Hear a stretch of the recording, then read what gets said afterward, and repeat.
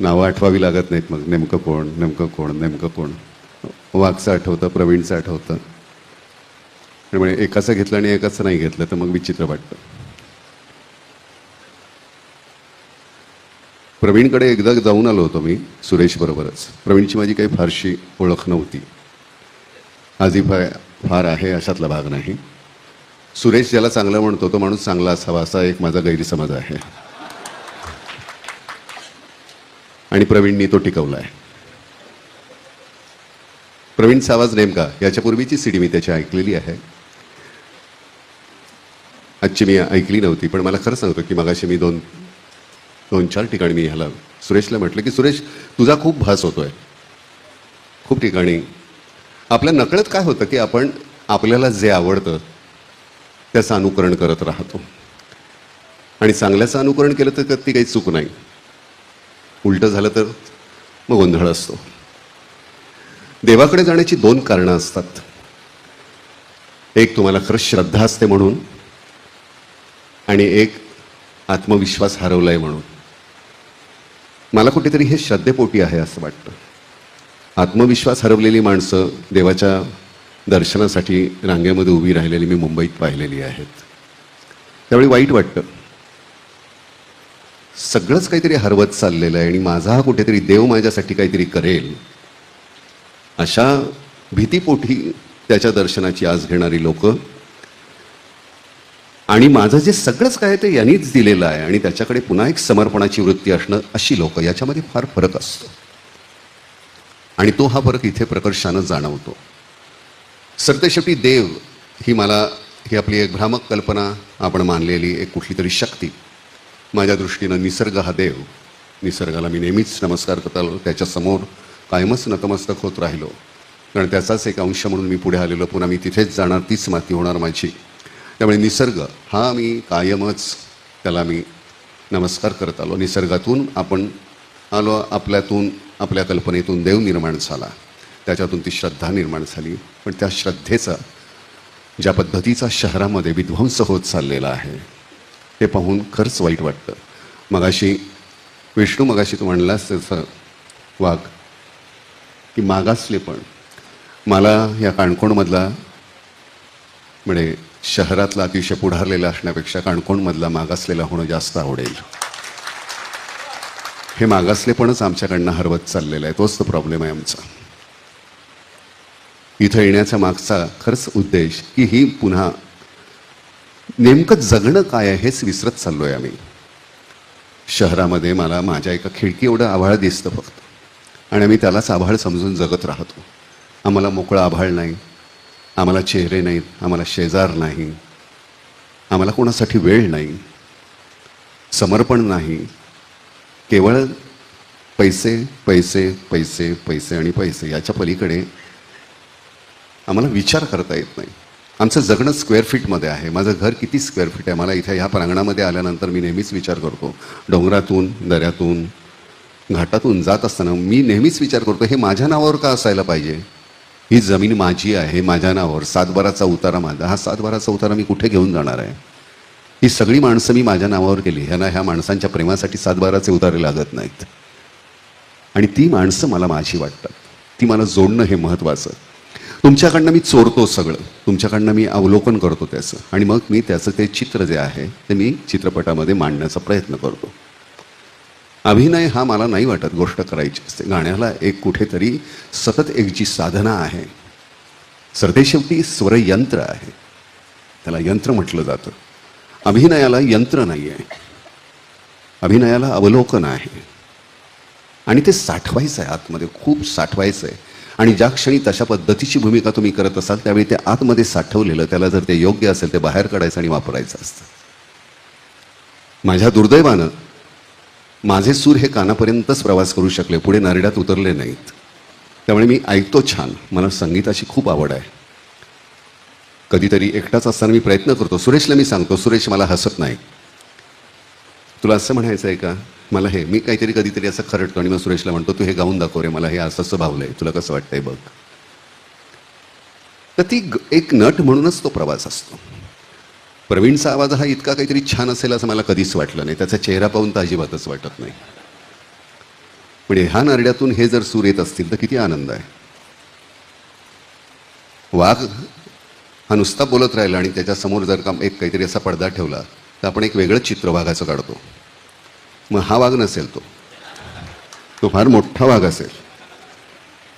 तू ज्यावेळी बोलायला लागतोस, तुझे विचार ज्यावेळी तू मांडायला लागतोस, त्यावेळी तुला त्याच्यातले शब्द शोधावे लागत नाहीत. मला नेहमी सगळ्यात बरं वाटतं शब्दसंपदा. ही शब्दसंपदा ही कशासारखी, तुमच्या मनामध्ये जर कुठली गोष्ट असेल तर तुम्हाला साचपडावं लागत नाही. गावातला माणूस अंधारामध्ये साचपडत नाही, शहरातला उजेडामध्ये सुद्धा साचपडत राहतो. तोच तर प्रॉब्लेम आहे. कारण पावलांना सराव नाही आहे. तिथे आम्ही खरंच हरवत चाललेलो आहे. सुरेश माझ्यापासून जर अगदीच विचार केला तर सकाळी गाडीने निघालो तर मी 7 मिनिटात त्याच्या घरी पोहोचेन. पण 6-6 महिने 8-8 महिने आम्ही भेटत नाही. इच्छा नसते असं भाग नाही, वेळ नाही आम्हाला. आम्ही हे सुद्धा विसरलो की आम्ही श्वास कधी घेतो. खरंच घेतो का, तो सुद्धा प्रश्न आहे. नेमका घेतो तो कोणासाठी घेतो, तो सुद्धा प्रश्न आहे. सगळं अकारण चालल्यासारखं वाटतं काहीतरी. आणि एक दिवस कुठेतरी डॉक्टर सांगतो नाही तुम्हाला अमुक अमुक त्रास आहे, आणि मग त्याच्यानंतरची पथ्य.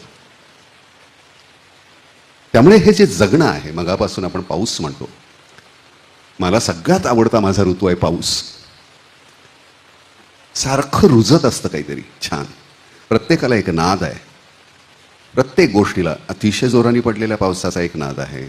बुरबुर नुसे असेल त्याचा एक वेगळा नाद आहे. सरींचा एक वेगळा नाद आहे. काहीच नसलं तर त्या निरवतेचा सुद्धा एक नाद आहे, शांतपणाचा. नुसतीच पानावर जमलेले ते थेंब असतं, ते कुठेतरी टप्पन पडल्यानंतर कुठल्या त्या आवाजाला छेद जातो. त्याला प्रत्येकाला एक काहीतरी छान नाद आहे. मला देव आवडतो अशातला भाग नाही, पण देवळात आल्यानंतर माझ्यात होणारा बदल आहे तो मला आवडतो, म्हणून मला देऊळ आवडतं. I like you not because of what you are but what I am when I am with you. मला वाघ आवडत नाही, पण वाघ बरोबर राहिल्यानंतर माझ्यामध्ये झालेला बदल मला आवडतो, म्हणून मला वाघ आवडतो. मित्र म्हणजेच ते शेवटी काय आहे? मैत्रीची व्याख्या काय आहे? एकमेकांबरोबर असणं. ते असणं आपलं ज्या दिवशी थांबतं त्या दिवशी मग सगळंच संपतं.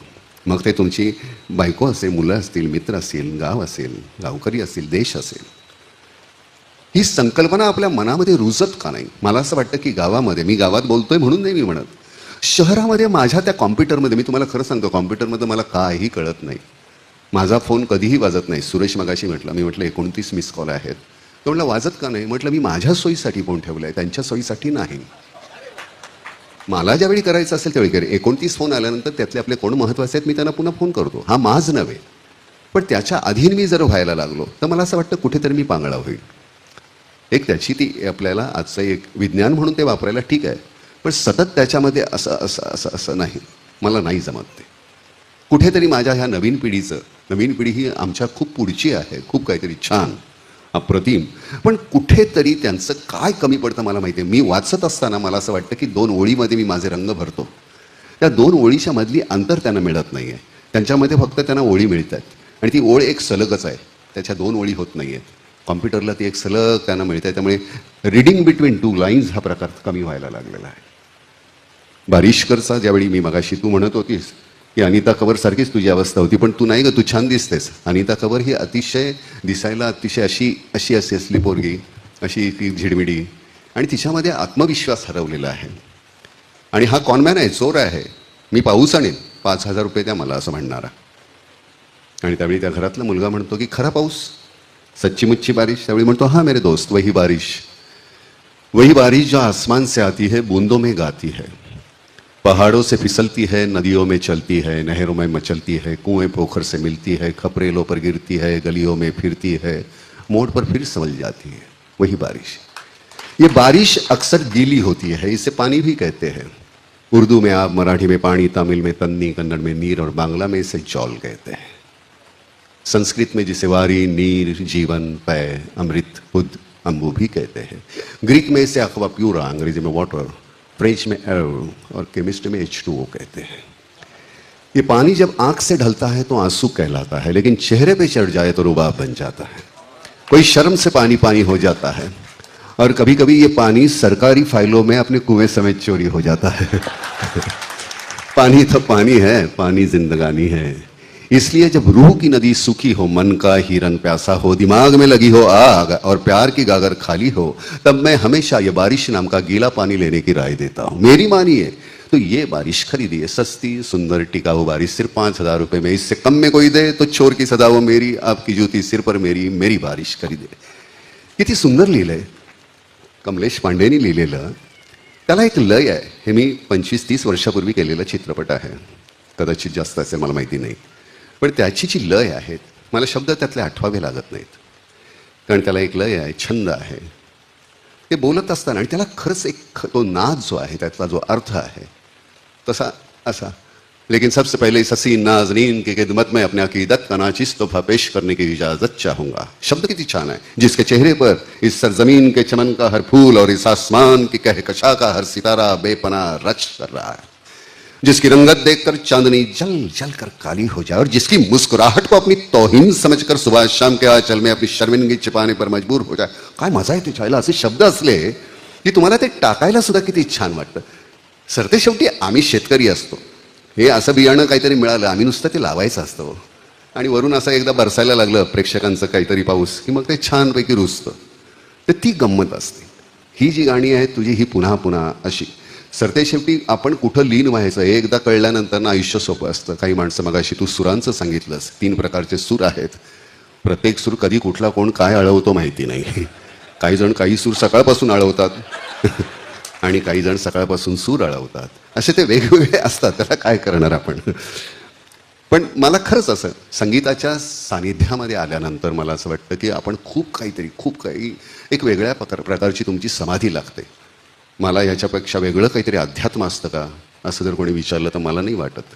संगीताची भाषा शिकले तर मला वाटतं खूप काहीतरी एकमेकामधला आपला दुरावा आहे तो संपून जाईल. पण मुळामध्येच आपण त्या 7 सुरांच्या वाटेला जात नाही, बाकीच्याच कुठल्या तरी सुरांच्या वाटेला गेल्यानंतर मग ती आपल्यातली बेदिली जी सुरू होते ती त्यातून. ह्या सगळ्या म्हणजे माझ्या आठवणीतला माझा गाव आणि माझ्या आठवणीमध्ये माझी ती